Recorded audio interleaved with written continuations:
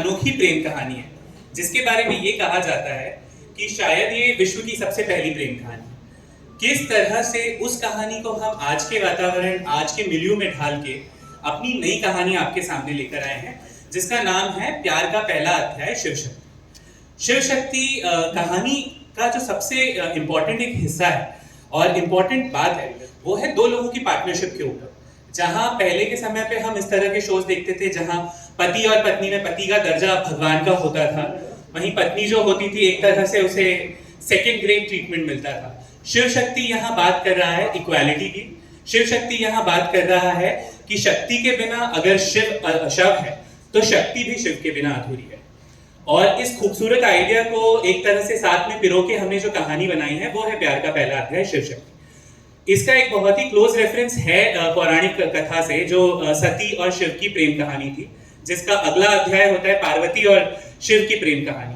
तो शिव और शक्ति की प्रेम कहानी में भी आपको उस तरह के ट्विस्ट टर्न्स बहुत कुछ देखने को मिलेगा। पार्वती जी ने 108 जन्म लिए थे शिव जी को पाने के लिए, तो यहाँ पे भी शक्ति क्या क्या करेगी शिव जी को पाने के लिए, और वो शिव जो अधूरा है, जो बिखर चुका है, उसे संवारने के लिए वो क्या क्या चीजें करेंगी। कहानी का पूरा सार एक तरह से कह सकते हैं वही जहां अगर हम शिव के किरदार की बात करें तो जैसा नाम है वैसी ही पर्सनैलिटी हमें चाहिए थी इस किरदार के लिए। भोला भी हो और जब सटक जाए तो उससे बड़ा पागल कोई ना हो। तो उस खूबसूरती को, इस किरदार को जीवंत बनाने के लिए हम सब जानते हैं और कोई बेहतर हो नहीं सकता था।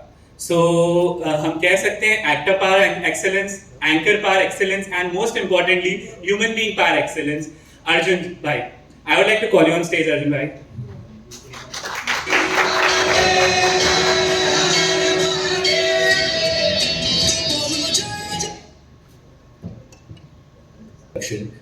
सभी मीडिया वालों का यहाँ दिल्ली में स्वागत है। Thank you. I mean it's a housefull, so it feels good. Thank you so much for coming. Prateek ने सब कुछ बता दिया है स्टोरी के बारे में। मैं यही कहूँगा कि I am very very excited to be a part of this show. उसकी कई सारी रीजंस है, जब हम पर्सनली बात करेंगे मैं आपको बताऊँगा क्यों। जब प्रतीक से मैं पहली बार मिला था और उसने मुझे स्टोरी नरेट की, तो मैं एकदम मैं सोच में पड़ गया कि क्या मुझे ये करना है, नहीं करना है। पर जैसे जैसे वो स्टोरी बताता गया और शिव के कैरेक्टर के बारे में बताता गया, I think we seal the deal there only.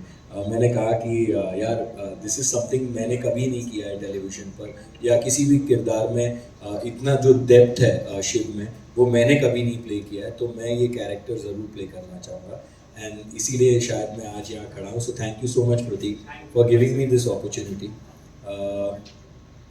Yes, and you were saying something. I'm sorry I cut you. So जैसे